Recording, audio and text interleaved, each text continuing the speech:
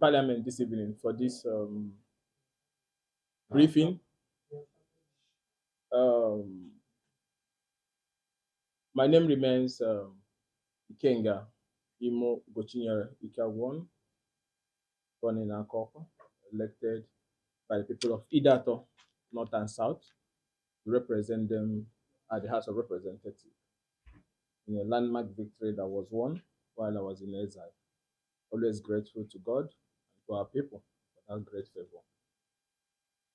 The briefing today will be dealing on three issues: the development from the Federal High Court that threatens uh, democratic process that is all inclusive, that targets to deregister political parties few months to election, that affects the ZLP, the Accord Party, the ADC, the APP, and most of the opposition political parties, with a target to ensure that the governor of Osun, a delegate, does not contest the election, and to ensure that almost over 2,000 House of Rep, senatorial and governorship candidates, both sitting and aspiring ones, does not participate.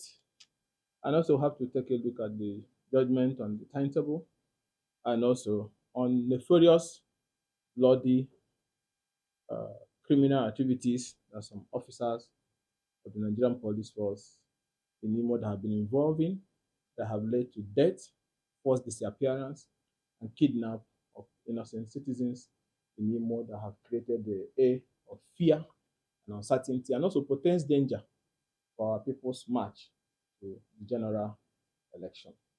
Let me start today by appreciating, because at times when the judiciary do what is right, we also have to appreciate that, even though most times we raise observations, not just because we're in opposition, but we're advocates for a better society. And I want everyone to understand that this whole briefing today is about what will help us have stability and do things the right way. It doesn't matter who is affected or who is gaining, but what matters that society can only survive where things are done decently. There must be a minimum standard in terms of morality, that things that we should not go below. So when you see stupid actions, actions that promote rascality, compromise of judiciary, compromise of security agencies, compromise of institutions, it does not matter who is alleged to be doing it. The most important thing that we owe society a duty to speak up, and that is how our founding fathers have been able to create the environments we have today. So I want to appreciate first of all, and in today's, I want if the Inspector General of Police, wherever he is, I guess must have closed work by now, and the Police Service Commission leadership is also listening to me today on the aspect that has to do with the police, and also the Chief Justice of the Federation, and the President of Court of Appeal, and the head of the court at the Federal High Court. So also listen to me on the ones that has to do with the judiciary and other key players, and also our dear President on the ones that people who are carrying it out may be pretending to be working for him while pursuing selfish interests, and those selfish interests can lead to reenactment of the crisis of the 63, of the 83s that led to the collapse of democracy, or the kind of crisis that you are seeing in different West African regions today as a result of attempt to stifle the political process. So if they are not close to their TV, those working with them can also help me read them so they can understand to what I have to say. So most importantly, I want to appreciate Justice M.G. Omar of the Federal High Court. What Justice uh, M.G. Omar of the Federal High Court did is something that is very courageous and something that is right. If it is in a decent society, it would have been seen as normal. But most times, because of the way we run things here, it's special because we operate in an era where anything can go wrong or go the other way. And and the judgment on the timetable, the judgment on the timelines, these are pure constitutional issues. And the Supreme Court has held that once a timeline is set on a principal act, it cannot be moved. It's strong like the rock of Gibraltar, it cannot be adjusted. So, and I want my statement on this one is more of appeal to INEC as an umpire that is not biased and should be seen not to be biased. We are a few months to the election, and the election has already started because the pre-election process is almost ending. there will be no need to file appeal against this judgment, because filing appeal against this judgment is going to create of uncertainty, is going to create instability, is going to create doubt, is going to create, it may even hurt the credibility of the electoral process. The political parties are okay with the judgment, and the political parties are the platform upon which people seek election into public office, and they have all accepted this judgment, and most of them are happy about this judgment. So if those process that leads to election piloted by the political, they're okay with the judgment, asking for adjustment to this timetable, then you cannot cry more than the bereaved. So you owe a duty to the country to ensure that the electoral process is seamless. This is not time to flex muscle, to fight over these constitutional interpretations, because most of them have to do with the timelines, and most of them are statute supported. So my advice is to urge the Electoral Commission to waive the possibility of an appeal. The country cannot afford to sit on the fence as we go to election, waiting for what the appeal court will do, what the Supreme Court will do.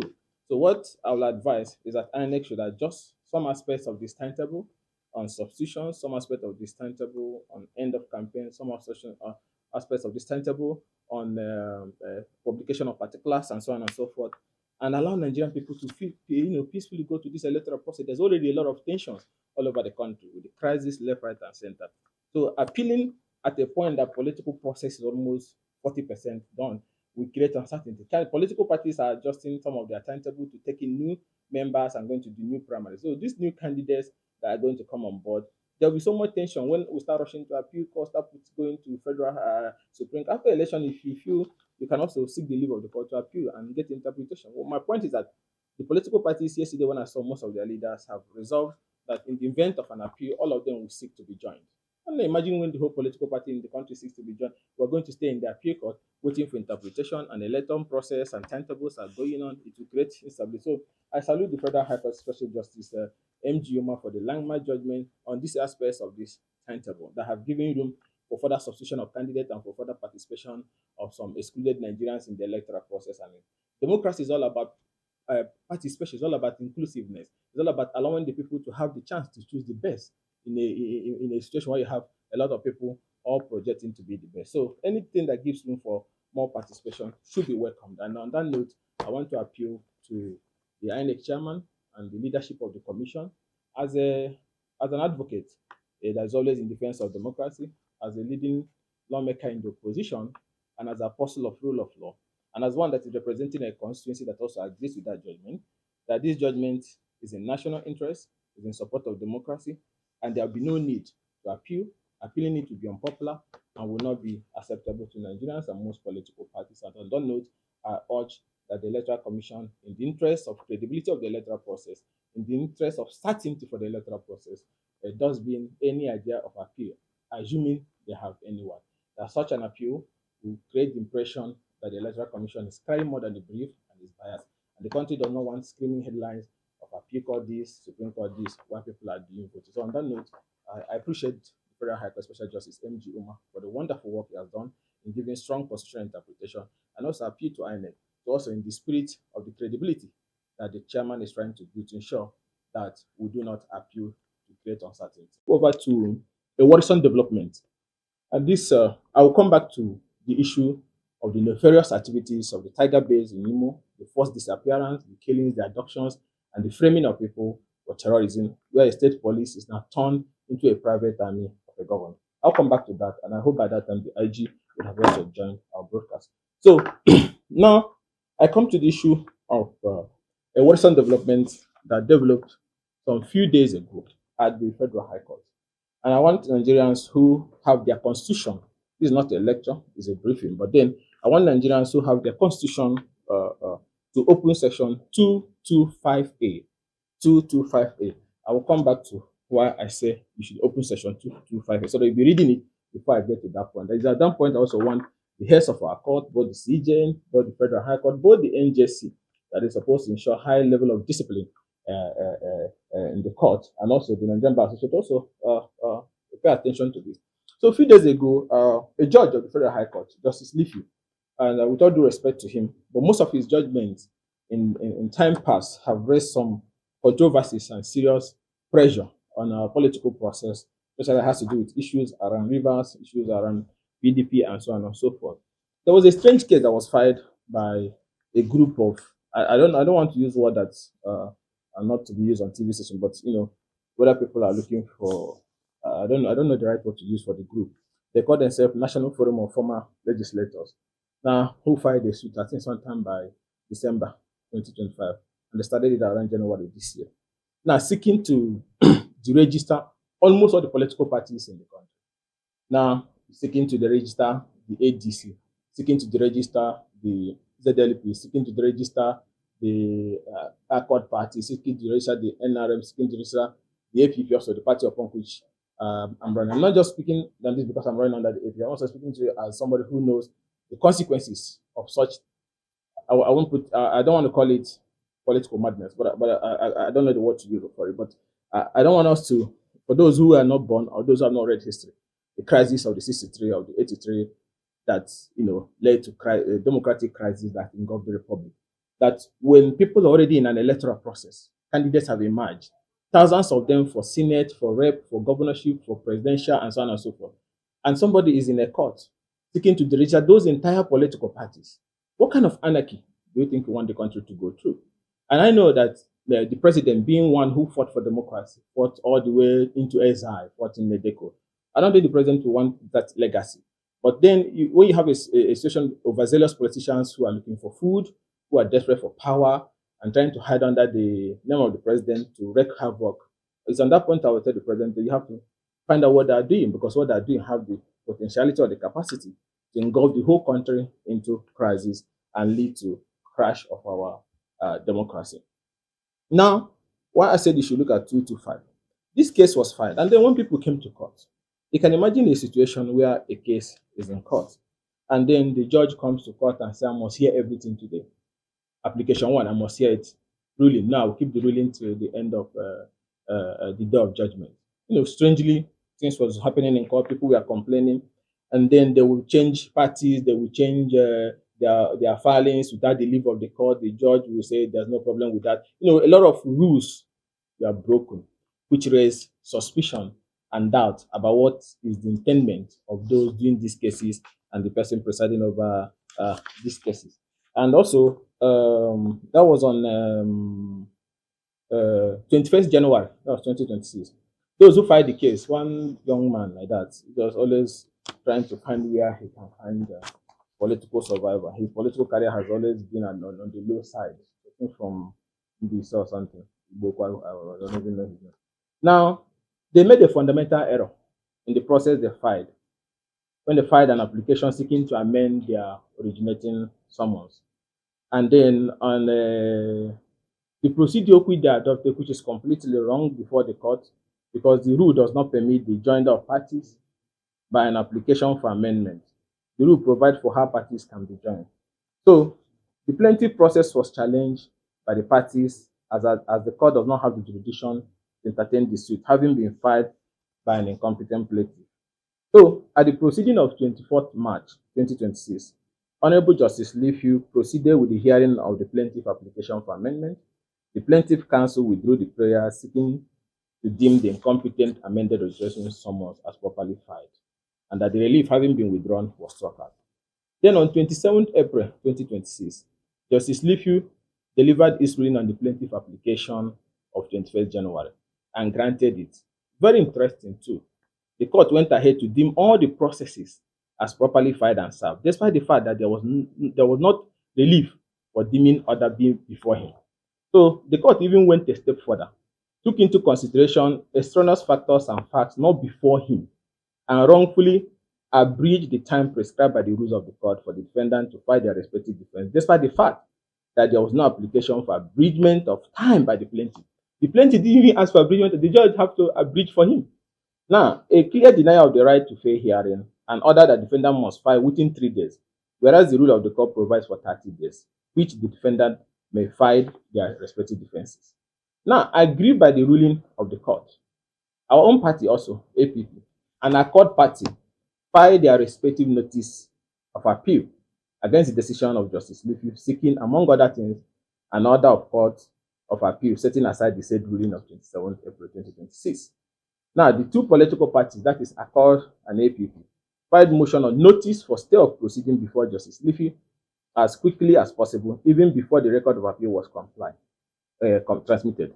Immediately thereafter, the record of appeal to the Court of Appeal on 4th May, a few days ago, the appeal was entered at the Court of Appeal with appeal number CA/ABJ/CF/5722/2026. Now, on this matter, that shows that upon the entry of our appeal at the Court of Appeal, the appellate court is seized of the matter and the Federal High Court becomes functus official. These two political parties yet again filed separate application for stay of proceedings at the Court of Appeal, Abuja, and same were brought to the attention of Justice Liffey. What did Justice Liffey do, which is the one I want Nigerians to listen to? Despite the fact that he's aware of the long-standing decision of the Supreme Court, with a lot of authority cited by the council, including even INEC, advising him to stay further proceedings pending appeal, which seeks to challenge his jurisdiction to entertain the matter, together with the various affidavit of fact as to the entry of the appeal at the Court of Appeal. Justice Liffey again went on a voyage with Vasco da Gama, Christopher Columbus, or Mungo Park for discovering facts outside the record and dismissed the various applications for stay of further proceedings, even when senior members of the bar advised him not to do so. Now, the Court of Appeal. Now, before I get to this point, let me explain this for people who are just joining.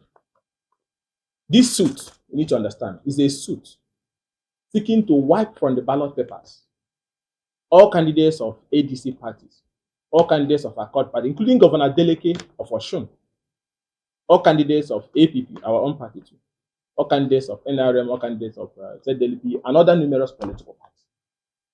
And that's why I said before I started that you should open section 225A of the Constitution. Now, despite the fact that he's aware that appeal had been correctly entered and date had been set, he rushed and left the court around 5-6 p.m., had everything, and say he's reserving every ruling on the day of judgment, and then fix the judgment to determine whether ADC and other political parties will be wiped from the ballot in the next 8 days or thereabouts. Now, what is the cause? What is the basis of this suit? Why I'm speaking on this? Because the fate of democracy and the face of participatory democracy, and a matter that is capable of instigating a wide range of constitutional crises that can affect the entire electoral process and democracy is there. I'm not in some of those political parties, but I know what can happen where few months to an election, you wipe the entire candidate of an opposition party like ADC. You wipe that of Accord, Adeleke, who is going for election in Osun. You wipe APP, you wipe every political party. I don't think that's what the ideas of the Nedeko struggle was, or if Abiola was alive, that some of them fought for, they were like. And I don't think the president is fully aware of this political madness by those who are pretending to be helping him. This is not help. This is an invitation to anarchy. And somebody that loves democracy and loves the country, I have a duty to advise and say, at this juncture, run. Lifu, run on this issue. The leaders of the judiciary needs to step in, because it's not all about interpretation. It's about public good, public stability, public order. That's why there is judicial institution. That when man is failing, the judicial institution steps in to stop all nonsense. And this is like a kind of nonsense that needs to be stopped. And why do I say open section 225A? Section 225A said, INEC shall have power to deregister a political party for failure to win at least 25% of vote cast in one state of the federation if it's a presidential election. So in a presidential election, what you need to win is one state. You don't need to win all, and you cannot be registered. One local government of the state in a governorship election. If a political party have just one local government in a governorship election, it cannot be registered. Then also, one ward in a chairmanship election. If you win one ward in chairmanship, it cannot be registered. Then one seat in the National Assembly, one seat in the State House of Assembly. That's why I said Nigerians should put 2258 so that you read it and understand. And then the last, which is the smallest of them, one seat, and I repeat, one seat in a councillorship election. Once your political party have one seat in a councillorship election, you have fulfilled the provision of section 225A. Even somebody that is in primary 6 now, if I call him and give him this to read, he will explain it and understand it. That it does not require too much grammar. ADC have House of Rep and Senate winners. Accord have the Senate, local government. ZLP won the whole local government and councillorship in Abia or something. Our own APP won a councillorship in Jigawa, won the one in Rivers before it was cancelled, and we have councillorship in Jigawa and one in Bauchi. So why are you in court asking to deregister those political parties who have not been able to fulfill section 225A, other than you want anarchy? And because somebody thinks somewhere, if you sell land and dash people land, you have everything it takes to get this country turned upside down. It's not done that way. It's not done that way. You're playing with fire. Fire is what you're playing with. If somebody will not tell people, I will tell you that it's fire. That you think you can have an election where you register all the political parties and they go home and watch you. Are you okay? Are you okay? So, and apart from that, that's why I read section 225A, so the Nigerians can also read with me and understand. Then I will also bring to the attention of everybody that another very intelligent and respectful jurist, Federal High Court to you, and yes, Federal High Court to you. Now, the Federal High Court to you have also delivered a judgment by Justice C.S. Honor. When I mentioned the name of these judges, that when judges that are courageous, that do the right, we must always appreciate them. Justice C.S. Honor, presiding judge of presiding judge of Federal High Court, Uyo, have delivered a judgment and said that once a political party have met section 225 by winning ordinary councillorship seats, that political party cannot be deregistered. That case was filed in a case brought by somebody against the APP, the Action People's Party. Justice Honor have decided it. That judgment is suit number FHC UYCS 822024. Then I go again to another great jurist again on the same matter, and I will mention his name, Justice I.N. Owibo. Justice I.N. Owibo, another great jurist and a constitutional judge. He also ruled again in a judgment in a suit FHW OWCS 712025 delivered at the Federal High Court sitting in Owerri, Imo State. The judge also said that the constitutional minimum requirement is a councillorship seat. That once a political party have met that, the issue of the registration does not arise. Federal High Court to you on section 2258. Federal High Court Owerri on section 2258. Interpreting the same section 225A that the minimum requirement is councillorship. Then, gentlemen and Nigerians, we go again, appeal court some weeks ago. Appeal court, superior now to Federal High Court. And I hope Nigerians, you use your pen, you jot it so you follow and understand it. Now, then appeal court in a judgment delivered by Intern Festus Intern, Justice of the Court of Appeal.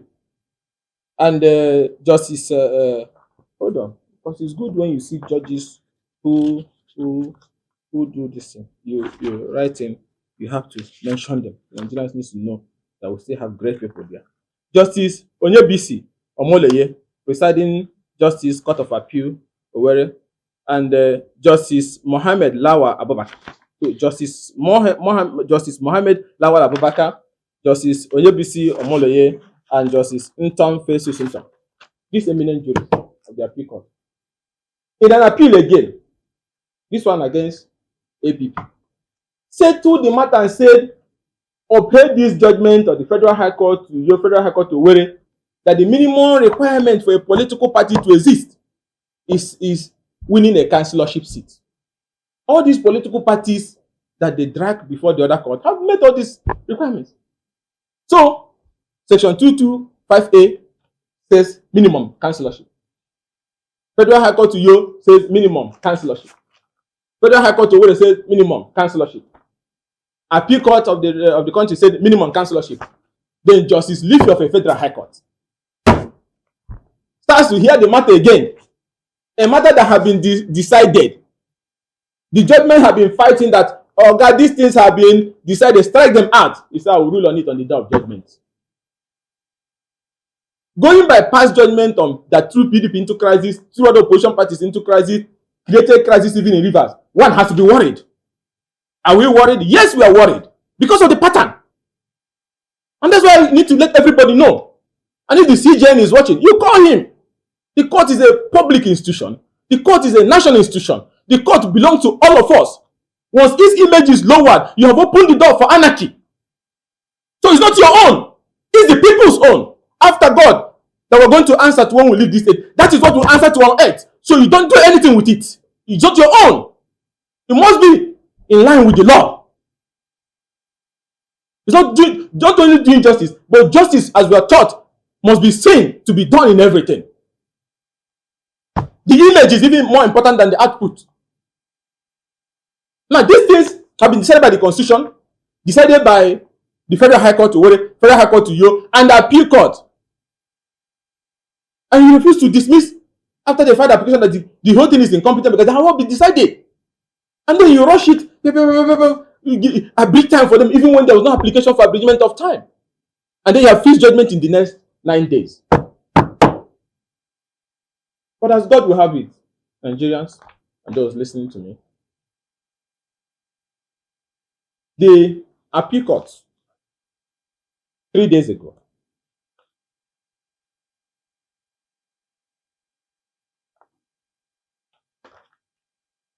the Appeal Court 3 days ago, thereby, I'll call his name again, Justice Danjuma, Justice Banjoko, and Justice Oyewumi. If not them, in an application APP brought, Accord Party brought, I wonder why people do not, if you want to contest election in Osun, you won't go and do your election. If the governor has not performed, let the people decide it. This idea of trying to exclude people, you say you are powerful, you say you are strong, you say you're on the ground, but you're running around disqualified, like some of them were doing in the primary, you disqualify everybody. Chaos everywhere. And you want to use our institution to be carrying out your cowardic action and damaging them. Is it your father's own? You say you're popular, but you're busy. Disqualify them, frame them, arrest them. Is that what nonsense is all this? If Azikiwa, Wolu, and Belewa are alive, would they be happy the law will have descended? And others cannot speak, fearlessly to these people?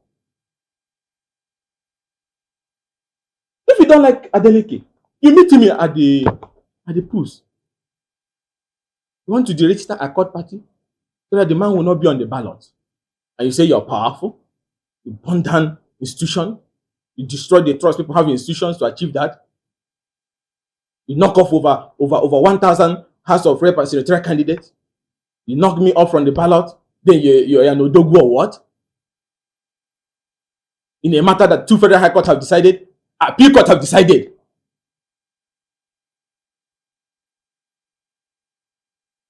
And Supreme Court have even dismissed an abdication appeal on it.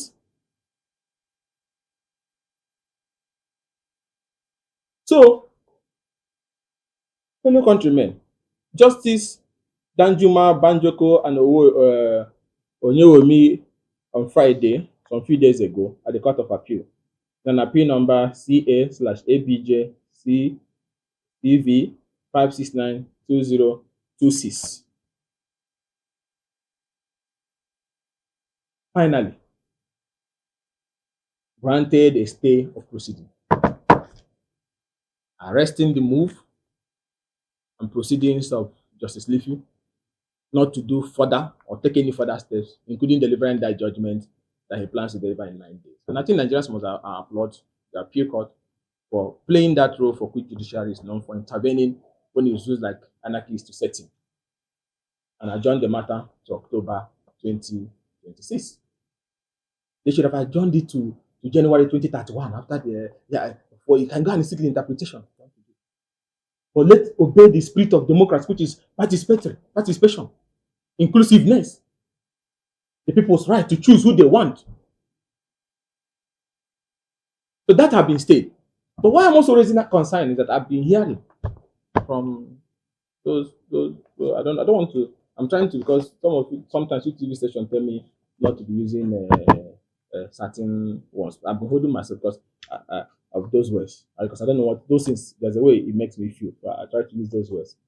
So, but the man who is looking for food, who fight the action, that they will proceed. I said, then you proceed, you burn yourself. Appeal court have stayed proceeding. You mean you will deliver a judgment to the regional political parties in Nigeria after appeal court have stayed it? Who gave birth to you? Eh? The land you're selling, have you entered your head? So, and I want Nigerians to keep a track on it. It's in 9 days. Let's see if anybody will try that. And that's why I said the CJ, the NJC, the appeal court leadership, the prayer high court should also listen to my brokers. So they call those that is involved. If they have not had appeal court in a ruling presided by Danjuma, Banjoko, and Oyewemi, has state proceedings on those matters. That means everything about the direction of those political parties have been stayed to around October. The appeal court will decide on it so that the country can have peace. So, on that note, I want to thank the justices of the Federal High Court, of the Appeal Court, who have courageously interpreted these constitutional challenges and resolved them, and appeal to those who are pushing to back off so that we don't have the crisis that led to collapse of our democracy in the 60s and in the 80s, because we love our country and we don't want such a thing to happen.